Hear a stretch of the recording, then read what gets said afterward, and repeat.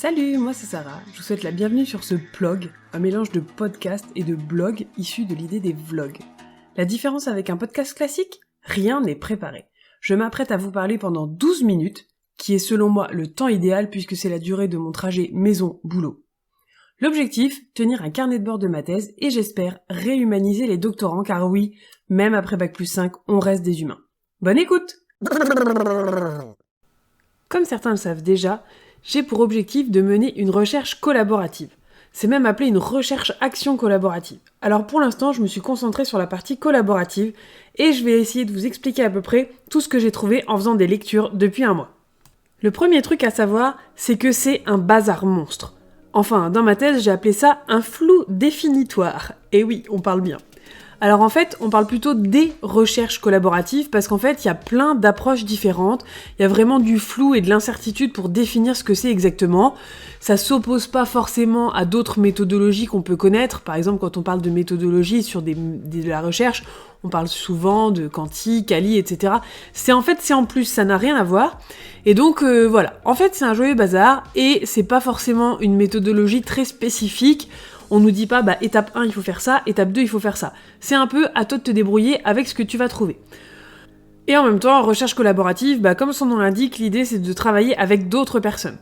Alors, le concept de recherche collaborative, des fois, il est défini comme une activité, donc vraiment une action, quoi. Des fois, c'est considéré comme une espèce de posture de co-construction, de co-élaboration, de coproduction. D'ailleurs, à chaque fois que j'écris ces mots-là, je ne sais jamais s'il faut mettre un tiret ou pas, et Internet ne m'a pas beaucoup aidé, donc si vous avez une option officielle pour me dire s'il faut que je mette un tiret à co quelque chose, n'hésitez pas à me faire signe. Certains disent aussi que c'est un dialogue, alors des dialogues entre les pratiques, donc c'est-à-dire le terrain, donc en gros dans mon cas c'est ce que les formateurs font dans leur salle de cours, et la recherche académique sur le sujet qui parfois peut être un petit peu décorrélée. Alors moi je vous parle de recherche collaborative, mais il y a plein d'espèces d'appellations qui rejoignent à peu près plus ou moins.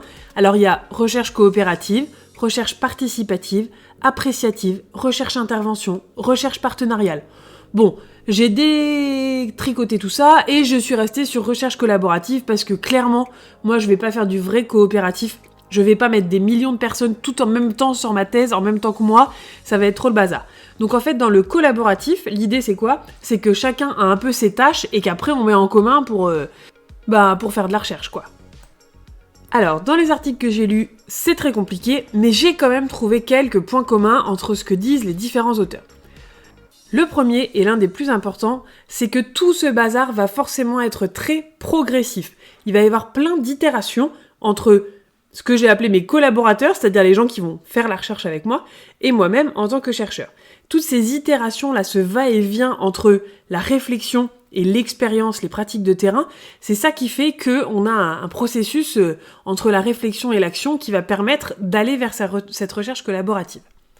Deuxième élément commun à toutes ces définitions, c'est les valeurs qui tournent autour de ça. J'espère que ça colle à peu près avec les valeurs que j'ai dans la vie, mais en gros l'idée c'est d'être humain, de reconnaître l'autre, de reconnaître la réciprocité et qu'en fait ce que chacun a à dire a de la valeur.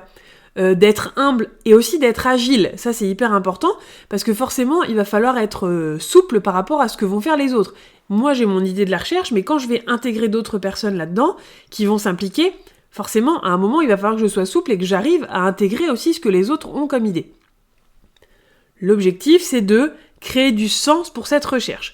Donc on va essayer d'être à la fois égaux, de reconnaître l'intégralité des connaissances et de ce que les gens peuvent apporter dans des valeurs humaines, de respect, de rigueur scientifique, etc., etc. Autre élément sur lequel les chercheurs sont d'accord, c'est l'importance du chemin.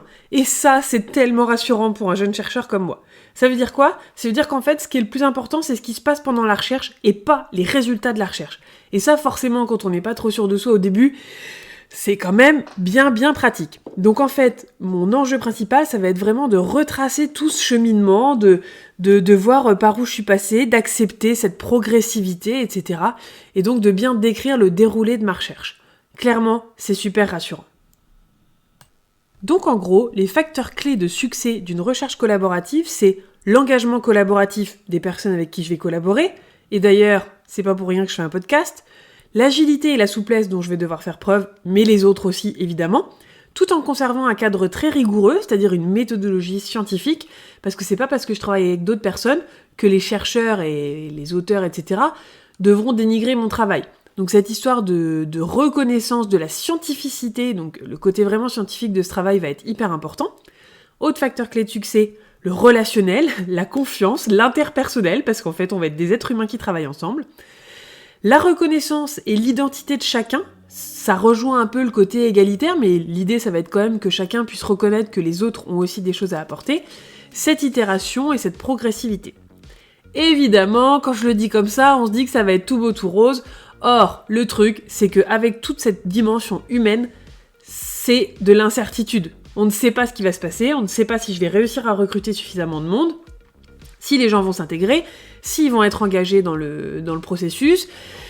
C'est le flou, c'est l'incertitude, et c'est ça que moi je trouve un peu excitant et en même temps très très flippant. Parce qu'en fait, dans les lectures que j'ai fait, il y a plein d'auteurs qui parlent aussi des difficultés. Évidemment, il y en a. Alors, les difficultés qui sont possibles, la première, c'est le manque de moyens et de ressources. Alors ça, c'est un truc auquel je fais face vraiment au quotidien. Les gens, pour s'impliquer, il leur faut du temps. Et je vais pas les rémunérer, en fait, c'est pas possible. C'est de la recherche. Donc voilà, niveau sous, on sait bien, TMTC, comme disent les gens, on sait bien qu'il n'y a pas forcément beaucoup de ressources. Donc ça va être un élément, une difficulté. L'autre difficulté, et c'est un peu l'objectif, ce sera probablement plus ou moins dans le titre de ma thèse, je sais pas, c'est un peu tôt pour parler du titre, mais l'idée c'est qu'il y a vraiment un fossé entre ce qui se passe sur le terrain, les pratiques pédagogiques, et la recherche. Un peu le côté, les chercheurs, c'est des universitaires qui sont dans leur labo avec leur blouse, et on n'en entend jamais parler. Donc il y a une espèce de dichotomie entre le savoir qui serait l'apanage des universitaires, et l'action qui serait seulement côté formateur. Or, moi j'aimerais bien créer un espèce de pont entre les deux univers grâce justement à ma recherche collaborative. Côté chercheur, les petites difficultés auxquelles je pourrais faire face, voire les grosses, c'est le fait d'être dépendant de l'institution qui finance ma thèse. Sur ce côté-là, j'avoue que je suis pas trop inquiète parce qu'on a des rapports très sains, je trouve, avec l'entreprise dans laquelle je travaille. Ensuite, on en a déjà parlé rapidement, ça va être la reconnaissance de la recherche, c'est-à-dire qu'il faudrait idéalement que cette recherche elle soit reconnue à la fois du côté des formateurs du CFA, mais aussi du côté des chercheurs, évidemment. La relation avec ces formateurs, ça c'est une difficulté possible, et il va y avoir du coup dans ça une espèce de posture qu'il va falloir trouver. Alors, si vous êtes doctorant, vous connaissez probablement la fameuse posture du praticien réflexif de Shawn, 94, ça y est, j'apprends à citer mes sources. Il va falloir que je creuse cette question-là. Pour les participants aussi, il y a des difficultés. C'est des trucs tout bêtes, mais par exemple, comprendre la démarche de la recherche, comprendre ce qu'on fait, comprendre à quoi ça sert, comment ça se met en œuvre et tout. Il faut quand même avoir une idée et être, entre guillemets, formé à ces éléments-là. Il y a clairement la motivation et l'engagement des participants qui peuvent être une forte difficulté. Il y a aussi une méfiance possible. Il y a un auteur qui a dit que l'un des freins de la collaboration des praticiens, c'est une réticence sur le fait que, ils ont l'impression qu'on va les fliquer, quoi. Qu'on vient pour savoir ce qui se passe dans leur salle de cours et pas pour... Alors oui, on vient pour savoir ce qui se passe, mais pas pour les juger, en tout cas. Donc il y a plein de petites difficultés comme ça qui sont possibles. Et il y en a une autre qui est mentionnée par un autre groupe de chercheurs qui était la barrière de la langue, et c'est pour ça que j'ai décidé, alors je n'ai pas encore parlé de ça avec ma directrice de thèse, ce sera un des sujets dans notre prochaine conversation, mais j'aimerais me cantonner aux pays francophones pour éviter justement d'avoir trop cette barrière de la langue. Je suis quasiment en train de vous résumer une des futures parties de ma thèse, alors je vais aller jusqu'au bout. La dernière grosse partie sur cette recherche collaborative, c'est aussi on a parlé des difficultés et tout ça, mais c'est aussi de parler des bienfaits et des bénéfices que ça va apporter à chacun.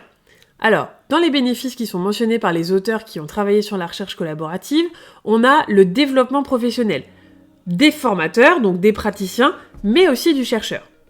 Parce que forcément, ils vont s'enrichir l'un l'autre, et donc avec tous ces éléments-là, l'idée ça va être de développer leurs compétences, de développer leur réflexivité. D'ailleurs, pour l'instant, mon hypothèse principale part un peu là-dessus, donc d'avoir un développement professionnel. Il y a aussi l'idée d'avoir une transformation identitaire grâce à la recherche collaborative. J'espère vraiment que ce sera un argument important pour recruter mes futurs collaborateurs, mais en principe, quand on participe à une recherche collaborative, notre identité se transforme parce qu'on commence à être davantage éclairé, parce qu'on a un engagement qui s'éclaire, parce qu'on a des fois des prises de conscience, on comprend le système, on comprend la recherche, on va avoir peut-être une nouvelle légitimité aux yeux des autres, etc., etc. Ça, c'est un des bienfaits que j'espère vraiment réussir à prouver avec ma recherche. Autre bénéfice, c'est évidemment quand même de produire des savoirs. Parce que l'objectif de cette thèse, c'est quand même de produire des savoirs qui seront un peu des savoirs hybrides. Alors, certains appellent ça, alors c'est Paturel qui a appelé ça des connaissances actionnables. D'autres ont appelé ça donc des savoirs transactionnels et composites, parce qu'en fait, l'idée, c'est de mélanger des savoirs, entre guillemets, académiques, universitaires, et des savoirs de terrain, et d'en faire un espèce de mix, une espèce d'hybridation. Alors le chapitre sera beaucoup plus long, mais je vais m'arrêter là pour aujourd'hui.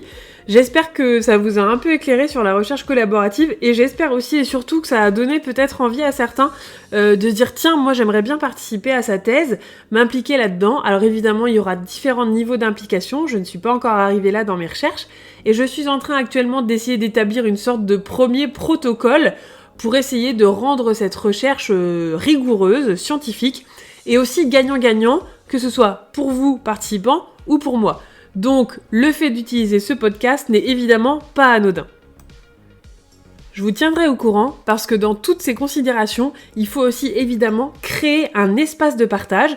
Alors évidemment, on pense plutôt rapidement à un outil numérique, mais il va falloir que je crée cet espace collaboratif et de partage pour pouvoir aller au bout de cette recherche et partager tout ça avec vous, mes futurs collaborateurs.